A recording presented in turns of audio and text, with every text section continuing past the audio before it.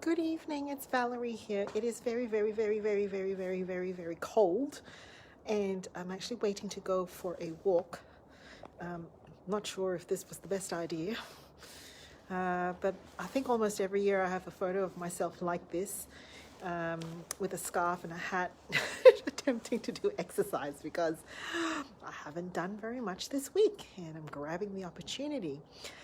Are you finding that you're making decisions and you're starting to wonder, the way that I would have done things maybe about 3 months, 4 months ago, a little bit different from how I'm doing things now, and you find yourself maybe even doing a bit of an audit and thinking, I don't know if I still want to head in that same direction as where I was going before. Hey, Arthur, greetings from my garage. And I want to say that that's perfectly normal. What we know when something like what we're going through right now hits us as a society and as an individual, most of the time we will take some time to think about the relationships that we have and also the activities and the direction that we're heading. It gives us an opportunity to really clarify for ourselves what was important. Maybe it's not as important anymore. Maybe you might find that prior to all of this stuff happening, you were heading in a direction because you thought that that was the best thing to do because other people thought that that was the best thing to do. Maybe you'd made a couple of decisions that were based around values that have changed a little for yourself, or even gotten more and more clarified as you've watched the degree of loss that has gone on around us and the sense of lack of control that we may have.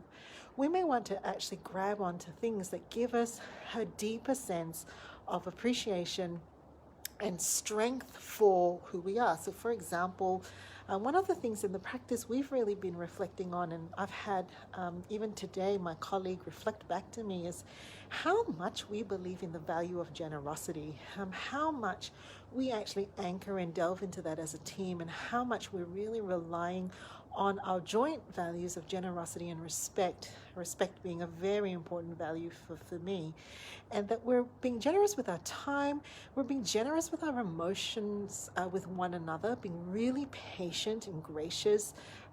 As you can imagine, there are mistakes being made. Machines aren't working. The internet is really slow, and for some of us, and for me in particular, it's really coming to see that while I can be a real stickler for efficiency and competency and professionalism, being able to have a generosity of mind and be able to say that we're all going through a really tough time, and what's actually emerging is some of the characteristics of our team that we probably haven't seen before, and then actually saying to ourselves, well, or even for me to say to myself, I'm getting new information that's shaping decisions that I'm now wanting to make about what we do, even at home as a family. Really seeing that some of the fault lines of the arguments that we have at home tend to really come to the fore, and you kind of look at it, and now here's the thing, you might start to actually rewrite some of the relationship scripts that you have for one another. Here's what I want to suggest. Before you make any hasty decisions, and while it's perfectly all right to dig deep and relook some of the decisions that you might have made prior, you really need to have some time to decompress and to think carefully and let your emotions come down to baseline, and not be having a state of reacting out of anger or anxiety or fear or worry or even boredom. And be very, very aware.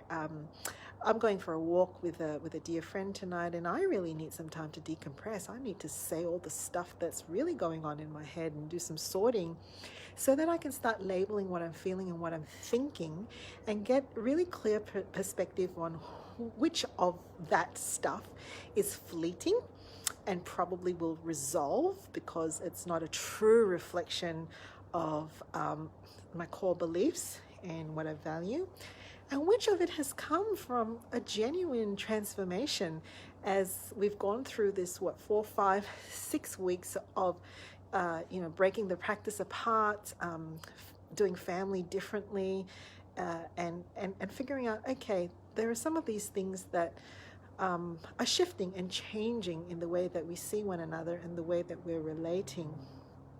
And being patient with some of our ideas for what that means going forward. We don't have to definitely say, right now, this is the way, what we're going to do differently. No, we don't have to do that.